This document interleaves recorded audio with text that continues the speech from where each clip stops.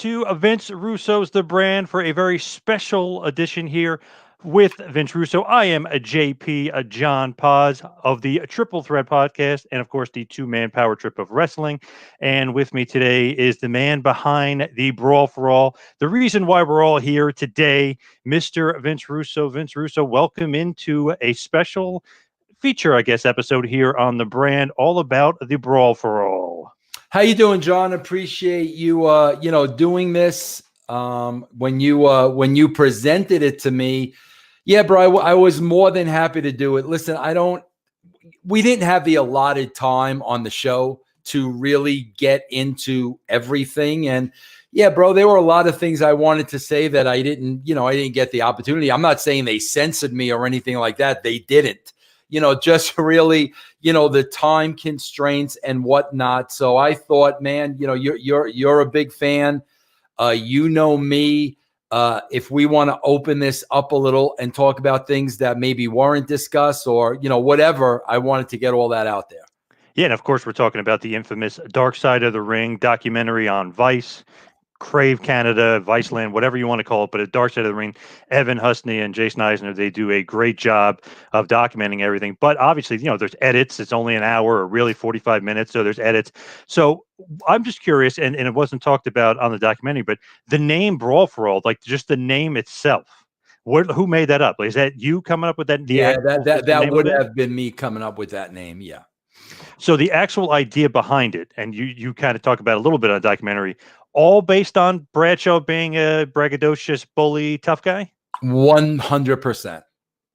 So what did he do or say that just kind of set you up? Basically, I can kick this guy's ass, I can kick that guy's ass? Well, John, like, man, when you're in that locker room, John, there are a lot of badasses in there. Oh, yeah. I mean, and like the dudes that would kill you.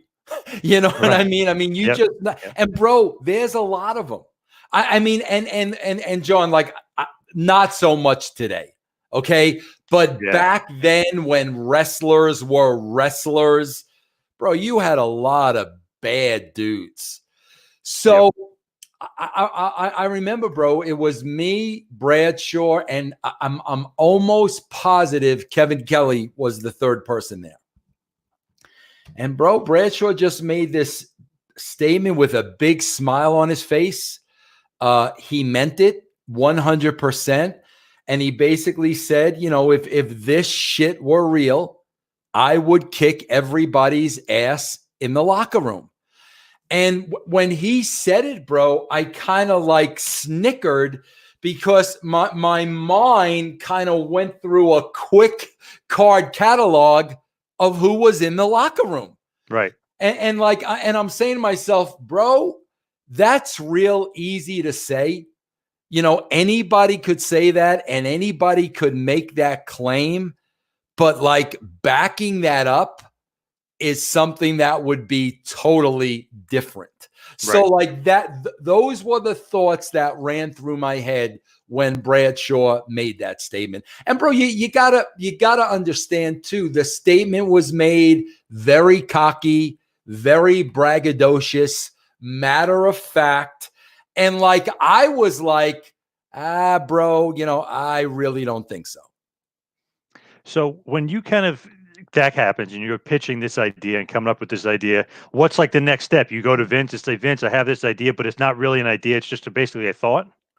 Yeah, bro. He listen, John.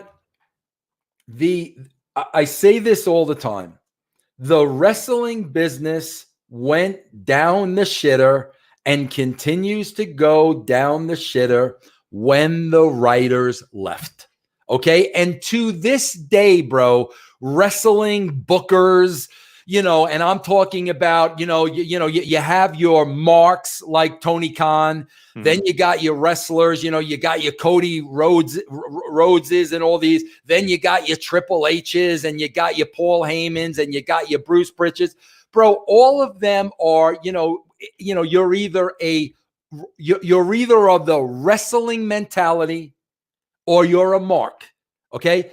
You did not go to school for journalism, okay? You did not write for any newspapers. You did not write books. You did not write movie scripts. You did not write television scripts. You don't have a clue about writing for television. Not a clue. So that's why I say all the time, the television writers are in place, Russo and Ferrara. Ratings are at an all-time high. The television writers leave, boom, back in the hands of the wrestlers. They don't know how to write TV. So with that, John, they don't know the process. And the process is, at first it was me by myself, but then it became me and Ed, okay? Yep. Bro, you go to Vince's house. Vince has nothing. Vince is not thinking about Raw all week long. Vince is running a company. Okay, bro? So Vince ain't thinking about creative. So when Russo and Ferrara sit at Vince's dining room table with him, John, it's rapid fire. It's idea after idea after idea because Vince has nothing.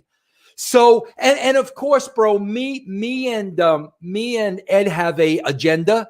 There are things we really want on the show and we're really going to push. But bro, it's boom, boom, boom, boom, boom, boom, boom, boom, boom, boom, boom. And Brawl for All was one of the things on the list that day, based on what Bradshaw said. Now, you got to understand a couple of things, John. This idea is not vital to the show.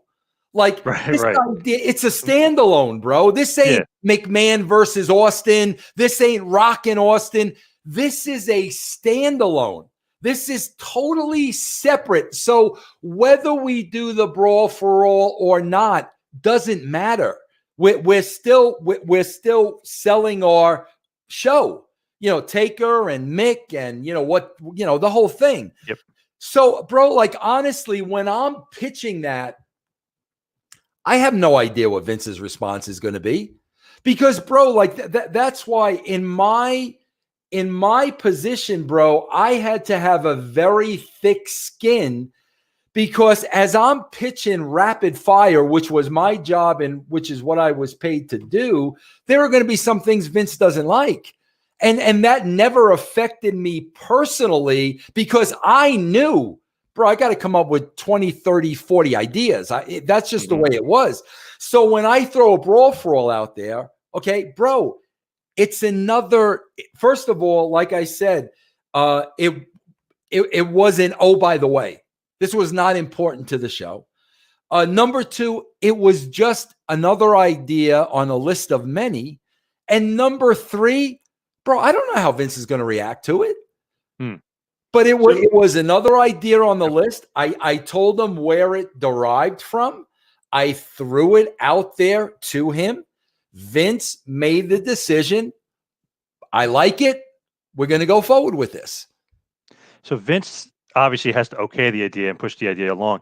I think this is right in his wheelhouse, and correct me if I'm wrong, but like perfect for him. This is the guy wrestling Brock Lesnar and Kurt Angle on an airplane. This is the guy that wants to try Mr. Perfect, back in the day, see what he's got, right? I mean, he seems like the perfect guy that want to see, okay, who's toughest, who is the best. 1,000,000%, John. And John, I'm telling you, like, bro, I'm just being honest with you. Way in the back of my mind, I knew that.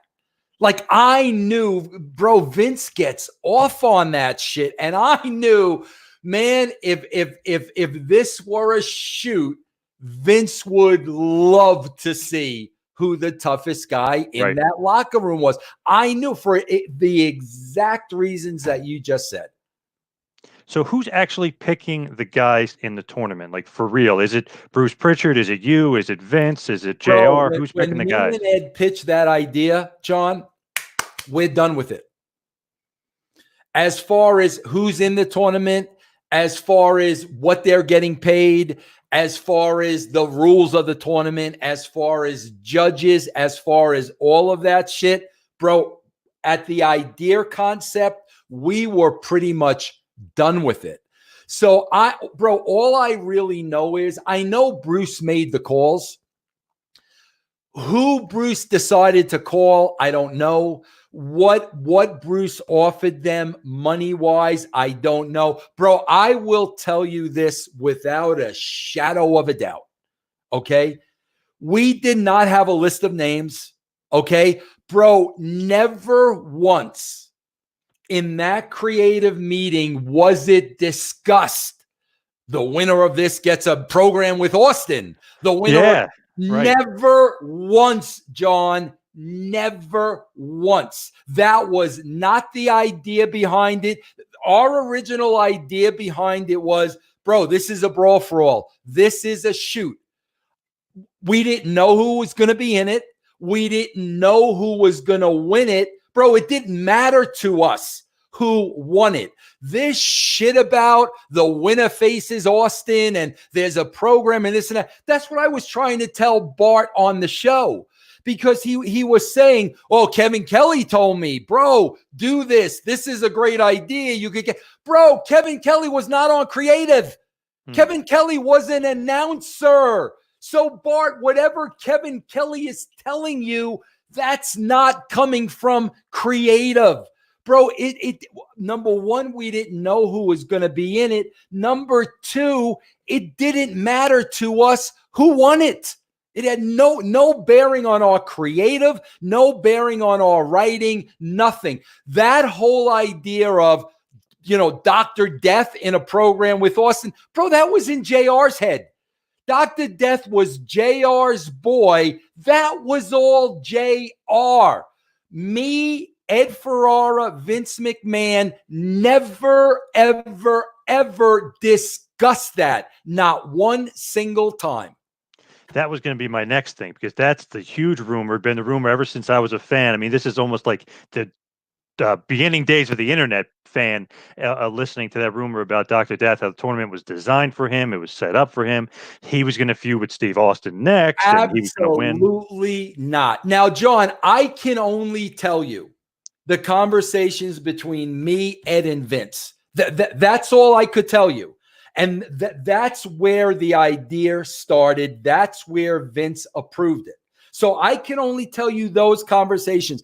Bro, whatever Vince and JR were talking about, whatever Bruce and JR, whatever they were talking about, bro, I'm not privy to. I don't know what they're talking about. Once Vince greenlighted the idea, bro, we're on to the next thing, creatively. But never did we say put Dr. Death in the tournament. Okay, bro, let's all assume Dr. Death's going over. And then, bro, never. I'm telling you, that all came from JR because of his relationship with Dr. Death. Now, bro, I will tell you what happened. JR started publicly being talking very up Dr. Death about Dr. Almost like JBL now. Almost like JBL. And I'll never forget freaking JR saying, and there was a group of us there, you see that brick wall right there? You see that brick wall? Dr. Death go right through that brick wall. Bro, it got to the point where I know myself, Ed, probably Vince, and a lot of other people, bro, were quietly rooting against Dr. Death because of the way Jim was building him up. That's why when Bart starts going into, oh, bro, I was punished for beating Dr. Death. No, bro, when you beat Dr. Death, there was a huge pop. Not because, bro, everybody loves Steve Williams. Steve Williams was a hell of a guy. I loved Steve Williams. Had nothing to do with him, but it was like JR built this guy up like nobody was going to be able to touch him. And bro, like when Bart cleaned his clock, bro, you had a lot of people that thought it was hysterical. So that's why when Bart's going on with, oh, bro, I was punished and you fed me to Butterbean, I'm like, bro, it was the total opposite. That's not what happened. And John, I tend to get very frustrated when, like, bro, I'm telling you the truth. Mm-hmm. There is no reason for me in the world after 20 years. There's no reason for it, bro. I'm telling you the truth. But like Bart in his head, he still has this scenario, and that's why I was trying to tell him on the show, bro. With all due respect, you're wrong. I'm telling you, bro, you are wrong. The thing with Dr. Death that kind of surprises me, he was, I think, 37 or 38. He had so many injuries at this point. So it's not like he's in the prime of his career or the prime of his wrestling life, essentially. And with him, and this is the huge thing I always thought about, even Severn too. Why would you put him in boxing gloves if you really wanted him to win? Wouldn't you do the UFC style gloves so he can literally grab the guy and wrestle him? Bro, It's kind of that almost killed Dr. Death. I mean, boxing John, gloves. I am telling you from the creative team. You know, JR is talent relations. Mm-hmm. Yep. From the creative team, the finish, who was in it, and the finish was never discussed. This was organic. This, to us, this was 100% shoot. Now, bro, the only thing was who went over. Well, yeah, bro. Then we would creatively have to think about what to do with this guy because he went now. This is a legitimate tough guy. So whoever goes over, yeah, bro. Creatively, we're gonna have to discuss him, but never discuss that person facing Austin. Bro, that shit never happened. So the only thing that's confusing about the Dr. Death Austin part is if you really look at the storylines going on. So it was Austin Kane, that was the big feud going in. Then Austin Undertaker, which was being built for months going into SummerSlam. So and then after that it was going to be Austin Rock and then a little bit more of Austin Undertaker. But where would Steve Williams fit into that? You want to know where Steve Williams fit in? Steve Williams fit in Jim Ross's mind. Okay. That's where Steve Williams fit in Jim Ross's mind. That was the only place, bro. It wasn't Vince. I mean, bro, Vince would have told us at that table, all right, guys, then we need to work this and Steve Williams needs to go over. Bro, his name wasn't even brought up. Nobody's name was brought up, but it was JR who started campaigning and, Dr. Death this and Dr. Death that. This was not within creative, bro. What did you think about the idea? And they say it on the show. I just think this part is so funny. I mean, I like Bruce Pritchard of that separately. I mean, he's fine or whatever, and have an okay relationship the few times I've spoken with him. But it's funny that they use his podcast and his words as like the truth of the matter of what happened. So are they really picking names out of a brown bag? Because I just kind of laughed. I was like, can we really take whatever he's saying in his podcast for truth? He's telling stories, kind of. Yeah, so John, are they really I don't picking know. names out of a bag? Bro, I swear to you, I don't have a clue. The process of who was chosen and the process of who faced who, bro, I don't have a clue. It was not that, it was not creatively set up that way. Who faces who, who's in it, who faces who was not set up on the creative level. That's when it was handed over to talent relations. And like I said, bro, whatever conversations Bruce had with those guys, I was not privy to. I do not know. So if the brackets changed like they kind of did, like Bart got changed and almost they changed it so he would face Dr. Death in the next round. It seemed like they changed it. I'm not sure really how the brackets, that wouldn't be you, right? You wouldn't be changing any brackets. I honestly think, John, and I would have to go back and look because I don't remember, but I would honestly think once the brackets were set, I would honestly think they had to remain that way. But then there was some things where, what was it? Injuries. Somebody couldn't go forward, and Mero got draws, injuries. Yeah, there was stuff like that. But I really believe if you look at the way the original brackets were set up, I don't think those brackets were changed. I could be wrong, but I don't think they were.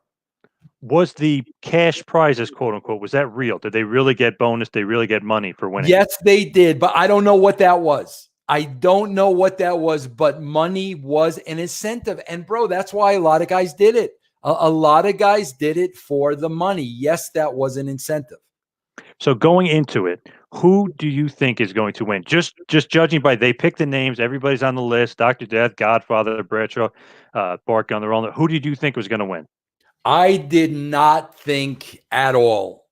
I mean, Bart Gunn was not a thought in my mind. Not even a thought. I had no idea. I thought the Godfather was going to win.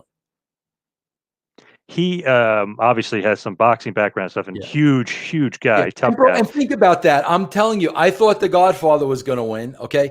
Godfather's a huge baby face. Yep. So we're going to put him in a program with Austin.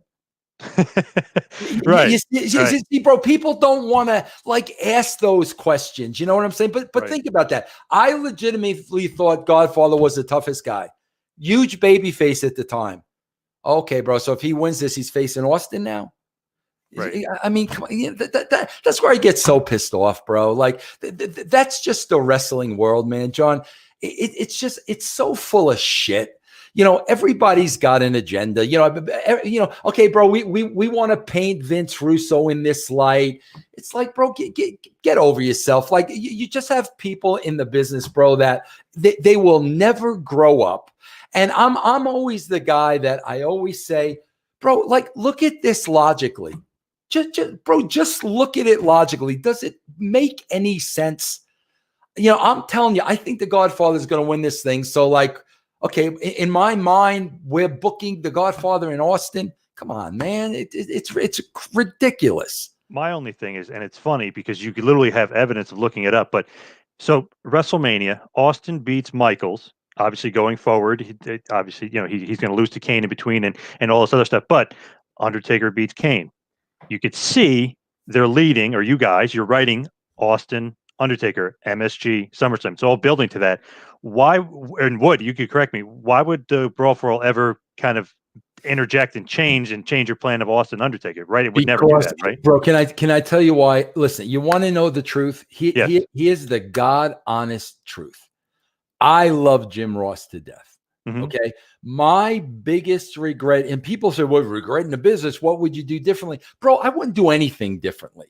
Okay. First of all, bro, I'm not one of the guys sitting here saying the Brawl for All was a bad idea. I would never do it again. First of all, John, you have to understand, okay? Again, to me, nobody brought up injuries prior to this thing.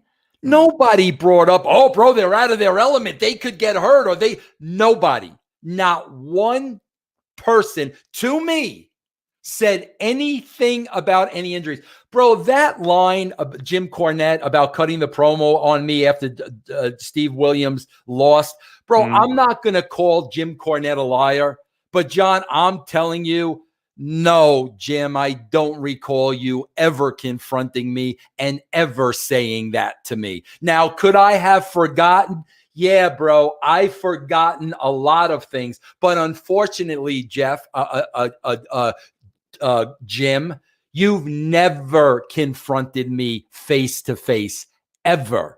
Everything you have always said about me has been when there's been distance between us. You never confronted me face to face at WWE. The only time he did it, bro, was when I left and he called on the phone and left a voicemail. Never, ever confronted me one time at the WWE. So his little confrontation in his head about Dr. Death, Jim, I hate to burst your bubble. No, I don't recall that happening at all. People don't forget, bro. I went on to work with Jim Cornette at TNA.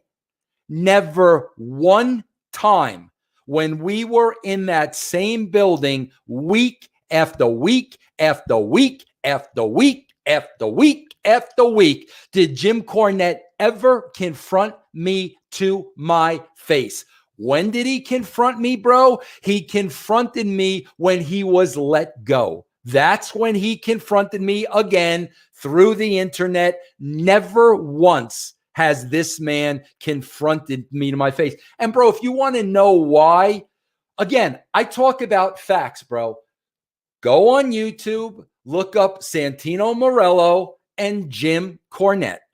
And you will see how Jim reacts in a face-to-face encounter when he doesn't have any power.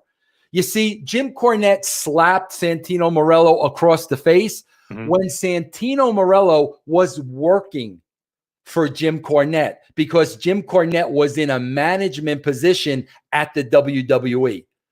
And Jim Cornette knows that. Jim Cornette knows this guy lays a hand on me, he's done. Like, I'm management.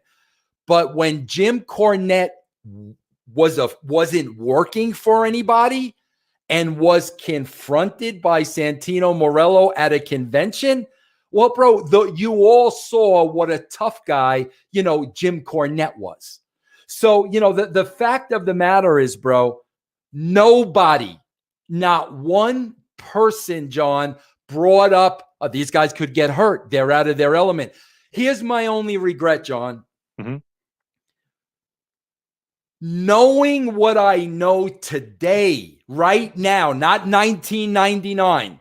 Bro, 1999, I don't regret guys pulling hamstrings, and I don't regret that, bro. Like, these are supposed to be athletes. Okay, bro, if you get hurt, whatever. You heard what the Godfather said. I went into this in my own volition. I knew it. His what wife wanted him to win that money. Yeah. Yes. Yes. Here's my only. In the last 20 years, bro. Here's my only where I change my stance, because of now what we know about concussions and CTE and head trauma. Because of that, I would not have pitched this idea, because I would not have wanted to see somebody, suffer, a concussion. Like, bro, if we would have known then, I would not have booked this. But guys pulling hamstrings and tearing quads and whatnot, no, bro, like that wouldn't have prohibited me from pitching this. But like I said again, John, after the fact, from Jim Ross on down, it was such a bad idea because so many people got hurt. But nobody was talking about that beforehand.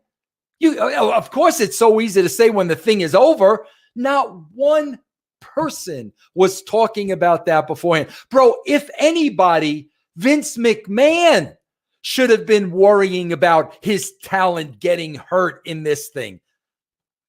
Vince went on with the Brawl for All, bro. Is it your fault, though, because it's your idea, or is it Vince's fault that he's not protecting the guys better? Bro, that's what's laughable to me. I find that so hysterical, bro, how not one of these pansies on the show will bury Vince McMahon. Not freaking one of them. Jim Cornette will sit there and go on and on and on and on about what a horrible idea it was by the shit stain. Okay. Meanwhile, bro, Vince McMahon is making the decision of what's on his show. It's not the Vince Russo show. I'm not telling Vince McMahon, okay, Vince, starting this week, we're going to be doing this Brawl for All. No, bro. Vince McMahon is picking and choosing what's on his show. Ed Ferrara and I are pitching many ideas by Vince McMahon. But the fact that Vince decides this is what we're going to do, bottom line, Jim Cornette doesn't have the balls to cut a promo like that on Vince McMahon. And quite frankly, nobody does. Nobody has the balls to cut that promo on Vince. So let's cut it on Vince Russo because he had the audacity to even pitch it.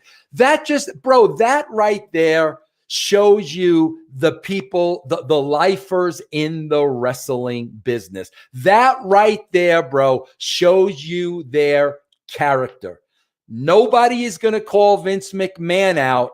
We're going to call out the guy that pitched the idea. That's what the wrestling business is all about. So when this thing is going on, let's just say, guerrilla position, whatever, everybody's back there. You said a lot of the people had a lot of interest and stuff. What is Vince's reaction when he's actually watching these fights? I mean, is he into it? Is he acting like it's, like he's like going crazy? Is he calm, cool, collected? What's going on in his head? I don't remember being around Vince while he was watching these fights. Like, bro, I don't remember this, but bro, I could just tell you, knowing Vince, like he's loving this. Like this is bro, so his element. Bro, I swear to God, and I'm not even kidding you. I'm surprised Vince didn't put himself in it. Like I mean, bro, I'm dead serious, bro. A lot of people don't know this, okay, bro. This is why I say these things. You know, it's like, bro, Vince got off on this idea because it's right in his wheelhouse, and he wanted to do it. And you're gonna put the heat on the writer, like, bro. Do you remember years and years ago? God, bro, we're probably going back maybe 98. Do you remember when Eric Bischoff on the air challenged Vince McMahon to show up at that arena the whole 9 months? Oh, yeah, of course. Yeah. Great. Okay. Bro, I'm in Vince's house the next day. He's livid as a shoot. Bro, it's like, bro, nobody calls me out. Like, you know what I mean? You could take your shots at me, but it was almost like, now you're calling me out as a man. Bro, he was livid. John, I swear to you. And who knows what would have happened? Do you know the only reason Vince McMahon did not get on a plane and go to that show? No. Stephanie McMahon graduated college that day. John, I'm telling you, if it was not Stephanie's graduation day, Vince McMahon would have showed up. I'm telling you, that's Vince, bro. When it's that man shit, Vince, you just don't go there with him, bro. He's a big, strong guy, but he's not very athletic or very mobile. That's for sure. But his mind is. Yes. Yep. Yes. Yep. Yes. Yeah. So you know, it's funny. It's like he would probably want to be in it if he could. Obviously, he doesn't want to get his ass beat or his ass knocked out, get knocked out. But you know, he'd want to be in it. What do you think is going on, like with the other guys, with like Bruce and obviously JR is rooting for Dr. Death, and I'm sure Bruce is rooting for JBL. Is there like alliances, allegiances, like backstage, like one guy pulling for another guy, Cornette pulling? Like, is there like that stuff going on? Are you and Ed like, oh, really hope the Godfather wins? Is any of that going on backstage? Well, there was never me and Ed hoping the Godfather wins, bro. Like we didn't hope anybody won. I thought he would win. Okay. But I was not, bro. Listen, if I was pulling for anything, I was pulling for JBL to get knocked out. Right. Okay, so like I like that was the whole thing. I want somebody to shut this braggadocious. I just want somebody to shut his mouth. Who rooting for anybody, bro? We were not rooting for anybody. You know, again, bro, that's the thing. I don't think people understand. At that time, like the departments in the WWE were very isolated. You know, bro, Kevin Dunn ran TV. That's what Kevin Dunn did. I did not broach on Kevin's territory. Okay. Only if Kevin contacted me, you know. JR ran talent relations. I did not broach on JR's, you know, unless he came to us. We did creative. Okay. So whatever conversations these guys were having outside of those meetings between the three of us, like, bro, I have like absolutely no idea. But again, like I'm just telling you, not one freaking person approached us being concerned with injuries. Not one, not Pritchard, not Ross, not Cornette, not one person. So if they were talking about that, bro, they were talking amongst themselves. They never brought that to us creatively. It does seem like, in retrospect, the injuries was probably the worst part of the whole thing. I mean, so many injuries. Hawk couldn't continue. Him and Draws, when they had their fight, it went to a draw. He couldn't continue. He got injured. Steve Blackman got injured. Dan Severn just ended up withdrawing after winning. Godfather ends up getting injured. Is that one of those things where creatively it's like, oh shit, this is a huge mistake? Now everybody's hurt after the fact. Like when you got storylines or something set up, like shit, Godfather's out for 6 months. I swear to God, if there's something at fault for, bro, I didn't even think about the injuries. Like I really didn't. I mean, bro, we weren't talking about guys going 12 rounds here. Right. You know what I'm saying, bro? You're talking about like 3 very short rounds. Bro, I'm being as honest as I could. I did not foresee the injuries. That's why I'm saying, me and Ed are writers. We're not wrestlers. Like we're writers. So when we're writing this, on paper, this looks like, an interesting idea. Bro, we're not thinking about guys getting injured. That's why I'm saying if somebody would have come to us and said, you guys do know that these guys are completely out of their element, blah, blah, blah, blah, blah, perhaps we would have looked at it a different way. But I mean, bro, we never, I'm not going to speak for Ed. I never considered the amount of injuries. Never. So Bradshaw, he's in the first round. He beats Henry Godwin, Mark Canterbury. Then he beats Mark Merrow, who ends up getting a bye basically because he loses Steve Blackman. Steve Blackman gets injured. So now it's Merrow, Bradshaw. Bradshaw beats Merrow. Then Savio beats Brackus. And it's funny that Brackus is in there. He's not really a tough guy, but whatever. Draws and Hawk draw. So then Savio draws beats Savio. So then you got draws versus Blackman. And this is just one part of the bracket. But each time Bradshaw is going through, are you getting more and more nervous? Like, shit, this idea is backfiring big time. Bro, I knew he wasn't going to win it. I knew really? I knew it, bro. I knew because I knew Bradshaw. And bro, listen, with all due respect, I'm a New Yorker. Bradshaw is one of those Texas guys, okay? Bro, just I'm sorry, bro, but he came across as a big mouth Texan who was full of shit.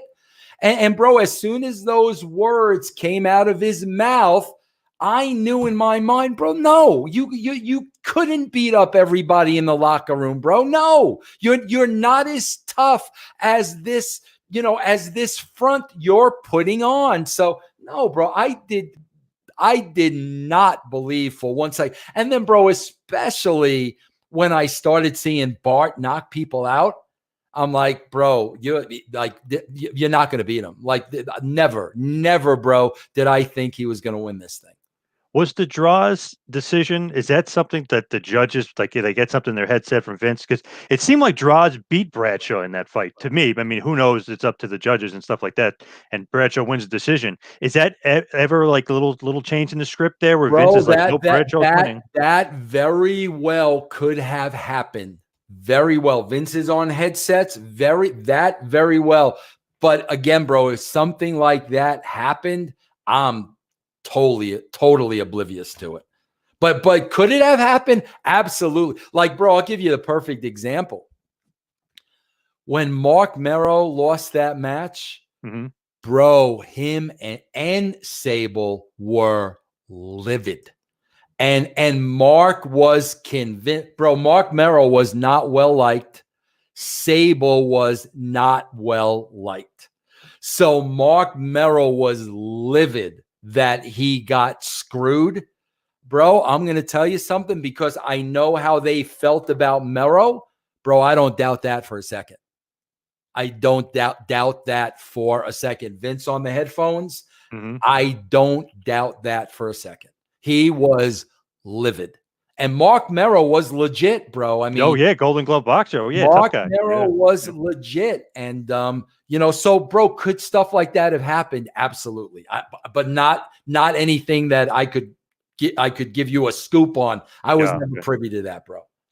So then the other part, the down part of the bracket, Bart Gunn beats Bob Holly, who was another legit tough guy. For some reason, not interviewed on that doc. Maybe he didn't want to be a part of it. I don't know. Bro, 100% badass, 1000% Bob Holly. And Quebecer Pierre, aka PCO, against Dr. Death. Dr. Death gets the win. And they kept talking about how, he's got one eye, can only see out of one eye. It was kind of unfair.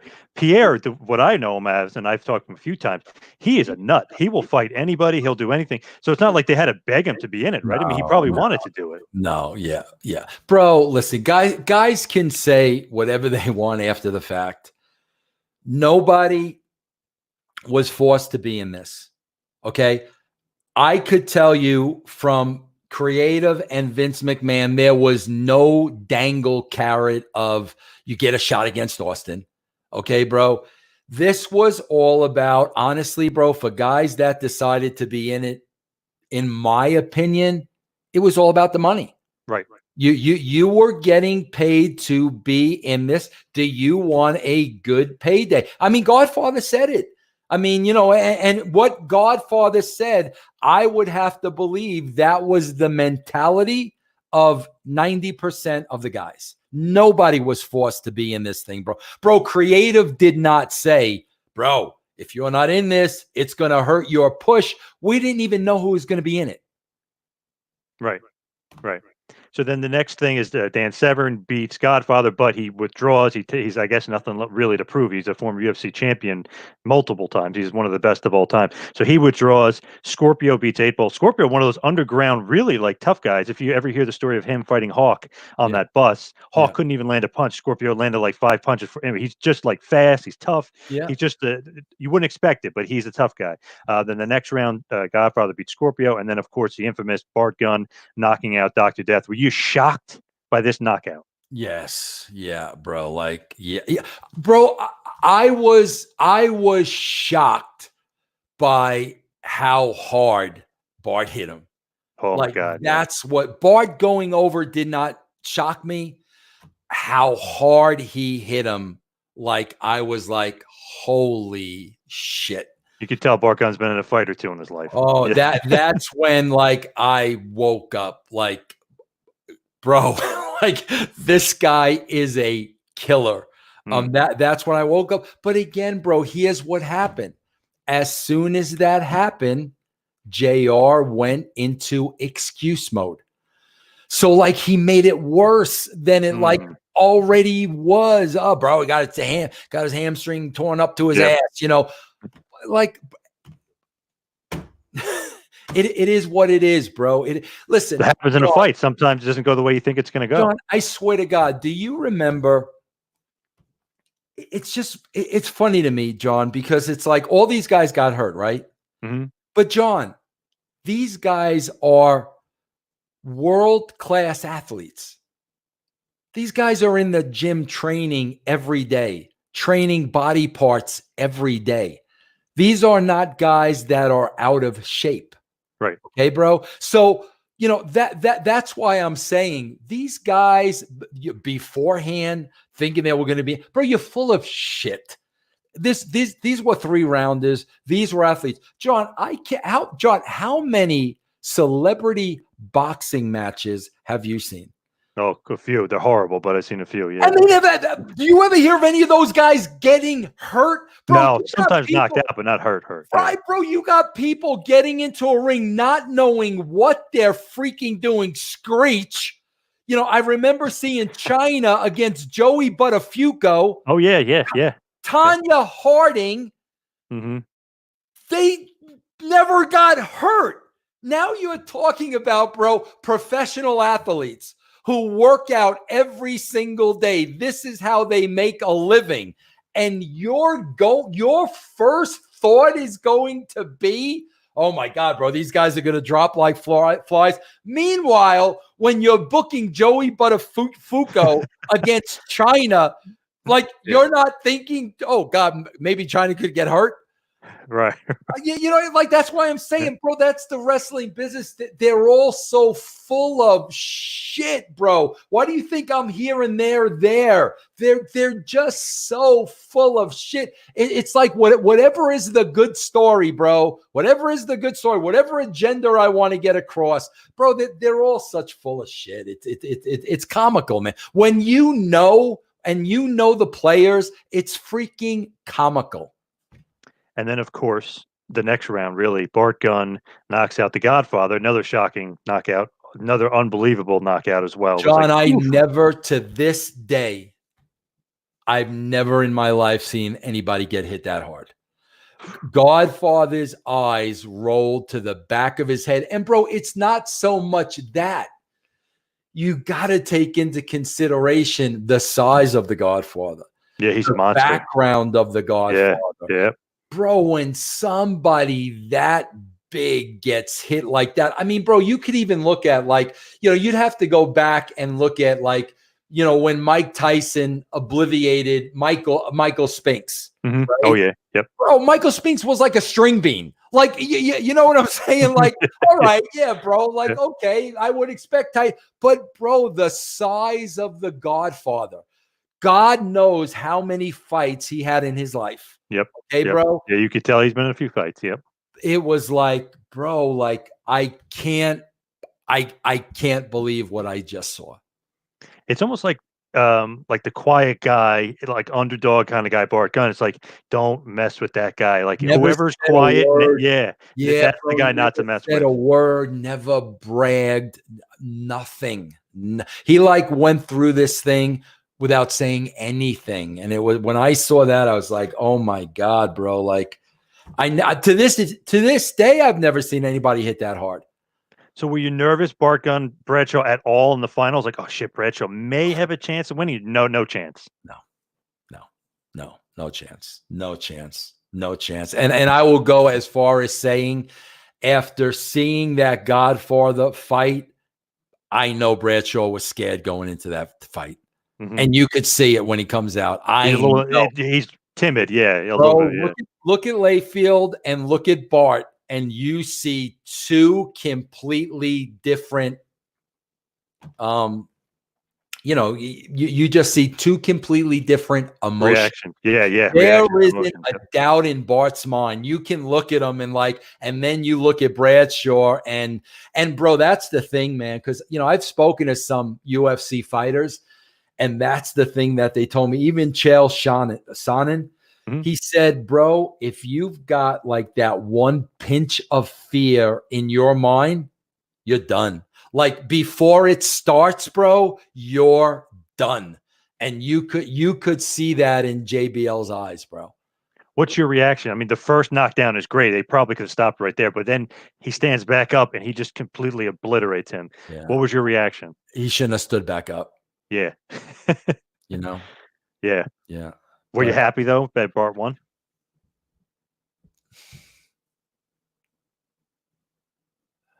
Bro, I have to tell you, like, the feeling backstage, bro, I'm telling you, was like, it wasn't like anybody was happy. It wasn't even like I was happy. It was more like, holy shit. Like Bart's dominance was so unfathomable. I have a hard time saying that word. Right. That it superseded like a win-loss emotion. Like seeing him, what he did to Godfather and what he did to JBL, like you couldn't believe that he just knocked out cold two guys this size. So that to me, like that was the overwhelming, like, I can't believe what this guy just did. That's why when I'm telling Bart, which again, he thinks we were out from, how do you book somebody in a fake wrestling fight after that? You know what I'm saying, bro? How is anything that he does after that in a fake wrestling fight? Because you got to understand, bro, when you look now on the wrestling side of it, okay, bro, if anything held Bart Gunn back, he didn't have personality. Okay, that's what held him back. So, bro, now you got a guy that impressively goes through this tournament. The problem is he still doesn't have that personality. So now, go ahead, John. I'm sorry. I was going to say, is that the reason why he wasn't like booked after that? Because he went to Japan after that for months and he doesn't return until 6 months later. And I took responsibility for that, because after what you just did in real life, how do you top that in the fake forum of professional wrestling? Because at the end of the day, bro, you still got to, cutting a promo and having a personality is 50% of it. So like now, okay, bro, now we're going to put you in the same in the same wrestling ring as Austin and The Rock. And what happens when you guys got to get on the mic? Right. Like, you see what I'm saying? Like, so like, bro, that falls on me. I never expected one guy to be that dominant. So now all of a sudden, when you got to make that transition into wrestling and the guys weak skills are the promo and they're still weak. It's like, my God, bro, what the hell do you do to them? You don't want to water them down. You know what I'm saying, bro? I ran into the same situation with Goldberg. Okay. When I went to WCW, Goldberg was just off of the streak. Mm-hmm. Bro, how do you book a guy that just was 150-0? You know what I'm saying? How do you top that? Because, bro, the whole idea with booking and writing is you got to keep elevating the talent. You don't want them to start sliding down. You got to keep elevating them higher and higher and higher. That's why when you have a Goldberg and, bro, you've knocked out 150 guys in a row, what's higher than that? What was higher than Bart Gunn, knocking the Godfather and JBL out cold? What's higher than that? That's the issue you're faced with as a writer. Right. Now, Bart Gunn, he says it, and they interview Butterbean on this too, and he says it. The Butterbean fight was a punishment for winning. Is there any truth to that whatsoever? Listen, again, John, if those conversations took place, I was not privy to them. I don't believe that for 1 second. Bro, if anything, I think it is the complete opposite. I think, first of all, bro, the only one upset by the Dr. Death knockout was Jim Ross. Vince McMahon, there were no Vince plans with Austin, none of that stuff. The only one that was upset was Jim Ross. I would have to believe Vince McMahon now saw Bart Gunn in a light like he never fathomed.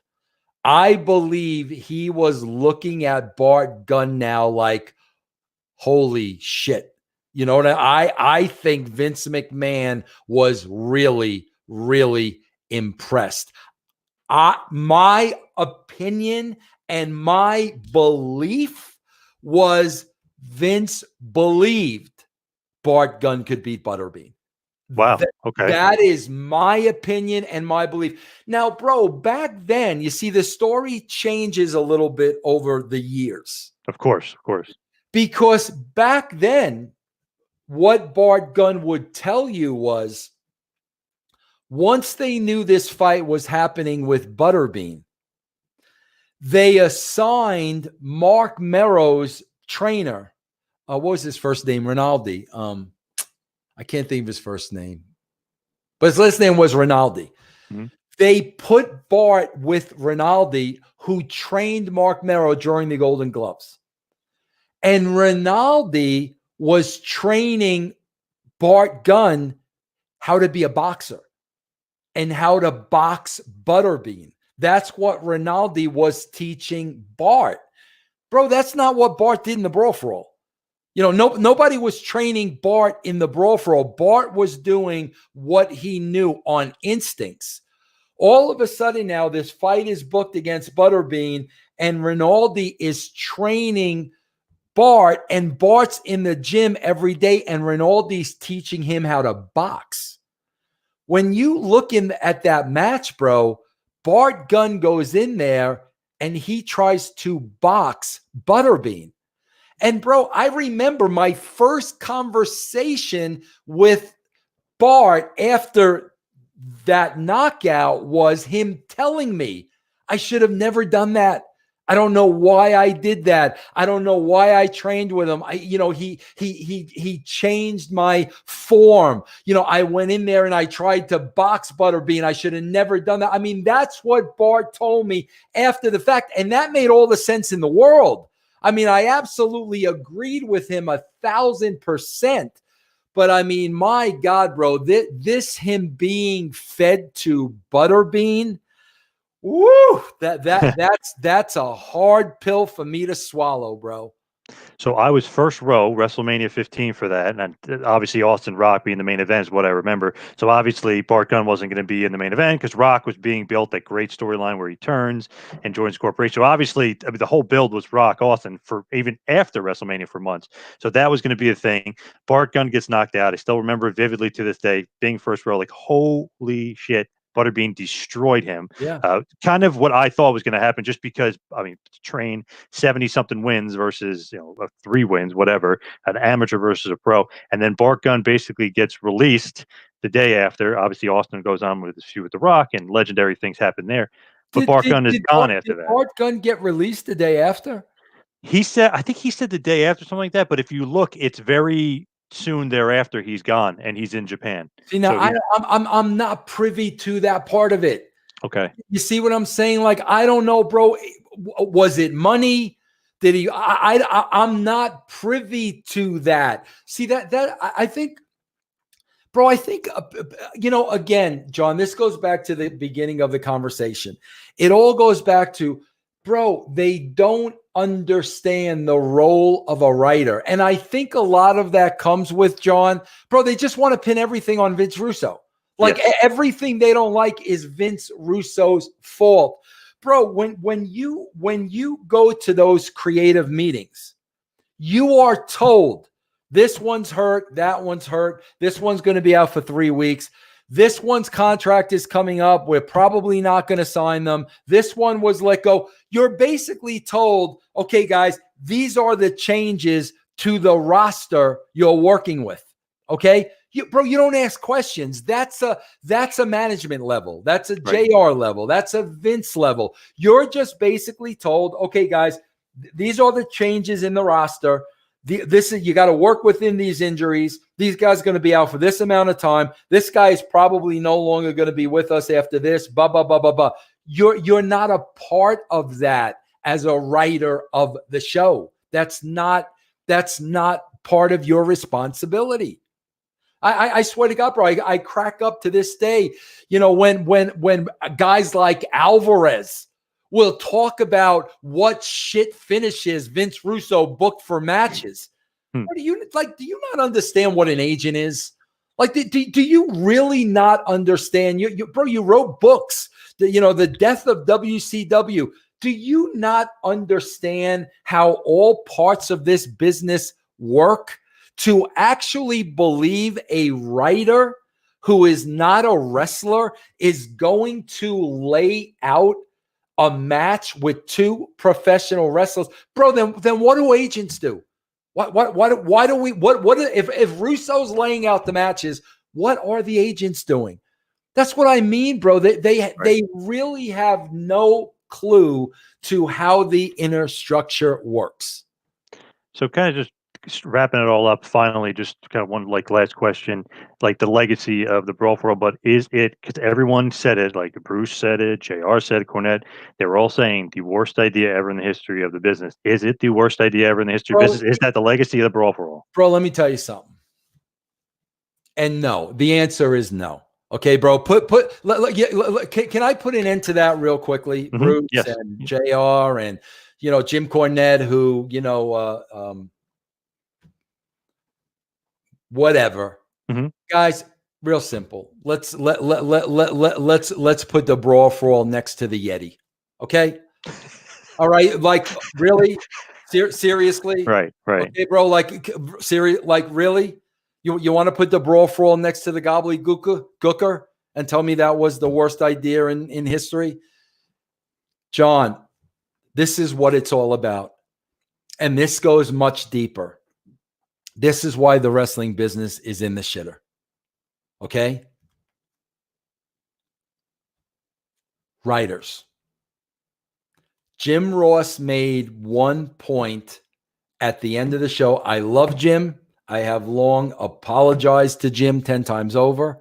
I don't even know if I said it, bro. The only one regret I have in this business is Oklahoma. Right, had playing that gimmick. Yep. You talk about in the heat of the moment and the Monday Night Wars. Oh my God, bro. That I would take back. I wouldn't take back the Brawl for All because we didn't know about CTE back then. Right. You know, I love Jim Ross to death. This sums up what, after all these years, bro, ratings going down every freaking week for 20 years. You know, the Cody Rhodeses, the Tony Khans, the Vince McMahons. This is what they don't understand. And this is why slowly but surely, bro, they're putting their own business out of business. Okay. Ross's last statement on this thing was, who got over? Yeah, I was going to say that to you too. Yeah, I was going to say that. Yeah. Nobody got over. You know what got over, Jim? The television show got over. Because as television writers, our job is to get as many people as possible to watch the television show.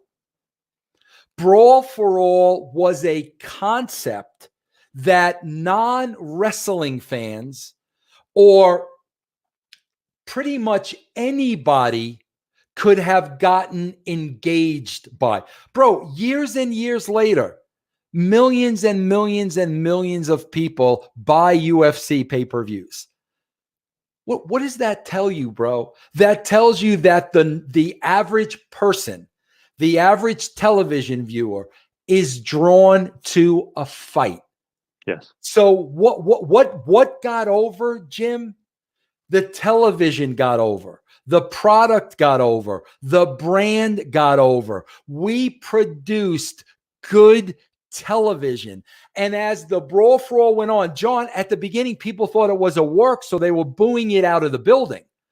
When somebody got knocked out, the bell went off, and people were like, holy shit, they're not working.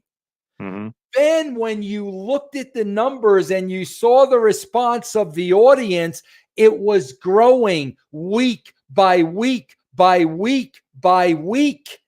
So it's like a writer is looking at, John, you got 52 weeks of Raw. You got 52 weeks of Sunday Night Heat. You got 12 pay-per-views. How are we going to continue to produce good television? Bro, you got to tear everything out of that arsenal. You got to pull everything out. So, Jim is looking at who got over. He's looking at the wrestling aspect of it. Bradshaw didn't get over. Did Bart get over? That's what we're not looking at that, Jim. We're looking at a television show. We're looking at getting as many eyes as possible, getting as many views. We're looking at water cooler talk. We're looking at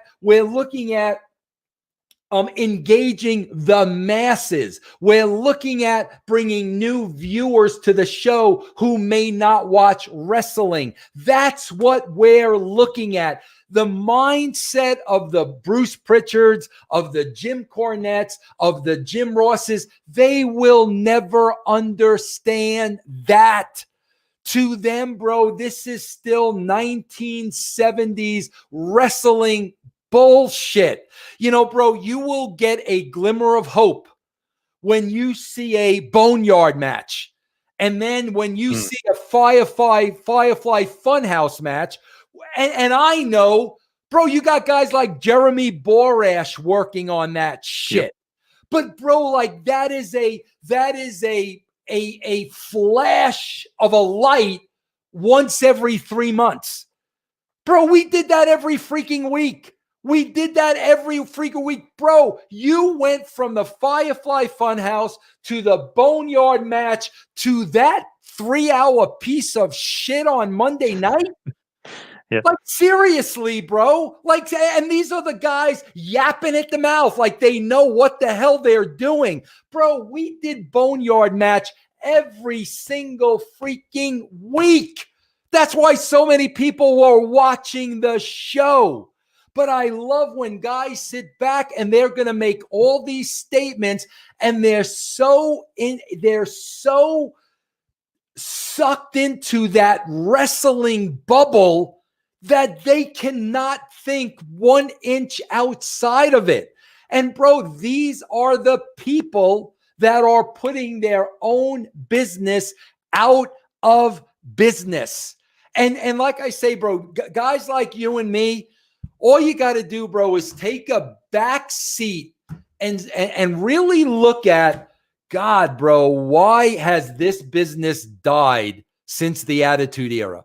The answers are right in front of your face, bro. But nothing ever changes. There would never, ever be a Brawl for All again, bro, because nobody would ever take that type of a risk. You know the wrestling business, Sean, bro, we all got to protect our spot. There's 2 ways they protect their spots. When I talk about protecting your spot, bro, I'm talking about Heyman. I'm talking about the Michael Hayeses. I'm talking about the Bruce Pritchards. I'm talking about guys that the world has passed them by.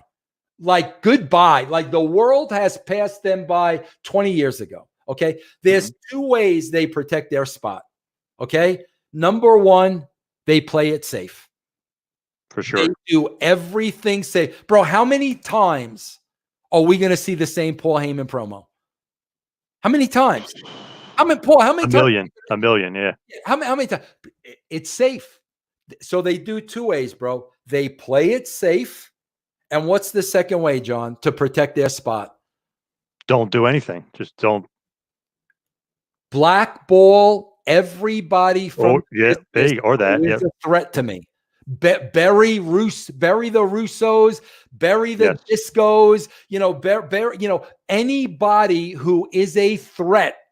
Or if I see them on a podcast, then holy shit, bro, like that's the MO, bro. So you play it safe and you bury every single person that you know could do a better job than you. And those are the people we have in the wrestling business. And that's why numbers continue to go down. It's not the best of the best anymore. That's for sure. It's kind of the best of the rest, I guess you could say. Yep, exactly. Now, it's been awesome kind of going down memory lane with you, talking a lot more about the Brawl for All than you got able to talk about in the documentary, which was really, really cool. So, Vince, I just thank you so much for the time. It's awesome. And hope to do this again in the future with you, talk about little topics. But it was awesome to kind of relive the Brawl for All after it basically got resurrected 22 years later. Right, exactly. No, it was. And like I said, I wish I would have had more time on the show. My takeaway, though, honestly, was, bro, the thing that I was happy about the most was that Penelope made the show. Penelope is a big star now. Yes, got a big head. That was my favorite part of the show. Like everything else, I knew, listen, it is what it is. People, I was responsible. I was the one responsible for ending Dr. Death's career. Like, okay, whatever. But to me, it was seeing Penelope. But John, I want to get this interview. Like, we might put this out everywhere because it was really an in-depth talk. So yes, if we do, man, I just want to, bro, tell the people about some of, your shows, bro, that they can get on, either Russo's brand or Patreon. Tell them about some of the shows, through you and Chad that we've added. So Chad has his Francine show, Eyes Up Here, which is on the Russo's brand on Patreon. We have the Triple Threat podcast with Shane Douglas, which is obviously available on Russo's brand, the core Russo's brand. For me, myself, we have the 2-man power trip. We have Taking You to School with Dr. Tom Pritchard, which is another show. We have a show over on Podcast One that I produce for Rick Bassman, if you remember Rick. It's called Talking Tough. And I actually co-host Dutch Mantel's University of Dutch with Dutch on the MLW radio network. And we got some other stuff kind of coming down the pike as well. Some new shows are developing. And we do our weekly flagship interview series every week. Last week we had on Evan Husney from Dark Side of the Ring. Each week we have somebody different. You've been on the show twice. We've had your buddy Cornette on a lot. We've had on Jim Ross a lot. We did the last ever interview with the American Dream Dusty Rhodes. We've had on Kane. We've had on Goldberg, superstar Billy Graham, Bruno Sammartino, Eric Bischoff a few times. So, I mean, we kind of run the gamut and do a lot of interviews. But like I said, you got Dr. Tom, Rick Bassman, Dutch, Francine, Shane. Tom's still we run the running gamut. School, right? Give Tom's school a plug. Yes, JPWA. If you go to his website, jpwrestlingacademy.com, all the information on them. It's actually, he's the head trainer, and Kane, Glenn Jacobs, is the owner of the school. So you kind of can't get any better than those two. Where's he running that out of, John? Knoxville, Tennessee. Okay. I thought, did Tom move there to run the school? Because yes. I know he's from Texas, right? Yes. Yeah, he moved there to run the school. Yep.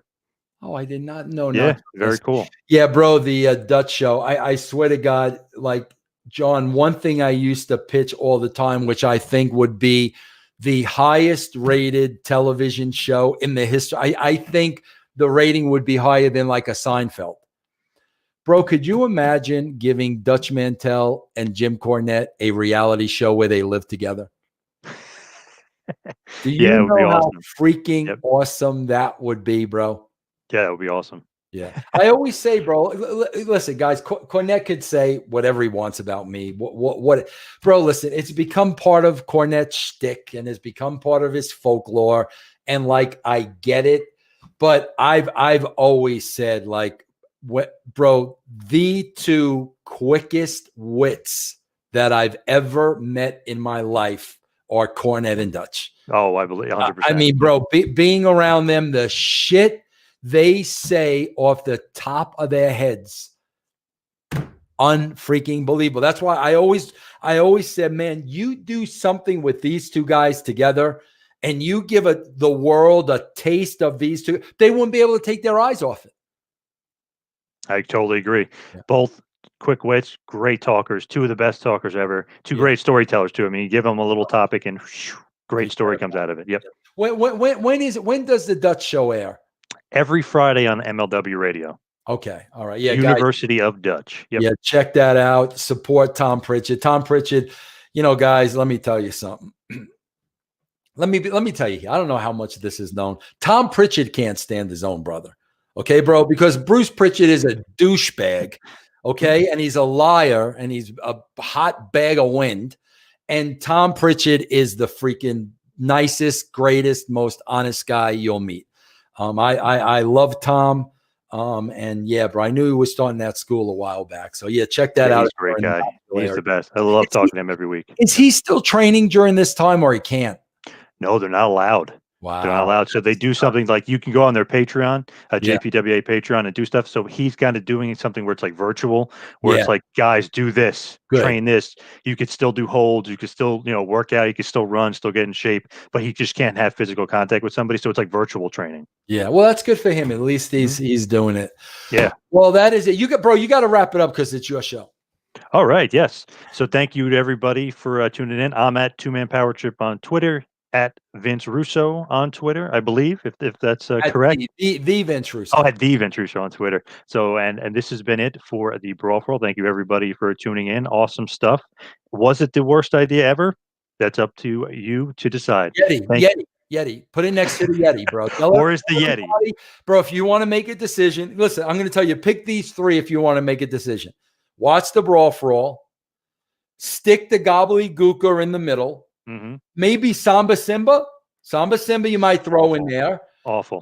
Then what fake Diesel, fake Razor. Mm-hmm. Terrible. I want to throw that in there. Terrible. And then of course you have the Yeti. Watch all of the above and then tell me if your vote is for the Brawl for All. Yep. So there you have it, folks. There's a list of the worst ideas ever. Where do you rank the Brawl for All? That's up to you. Thank you for tuning in. Stay healthy out there. Wash your hands and social distance. Thank you, folks. See you next time.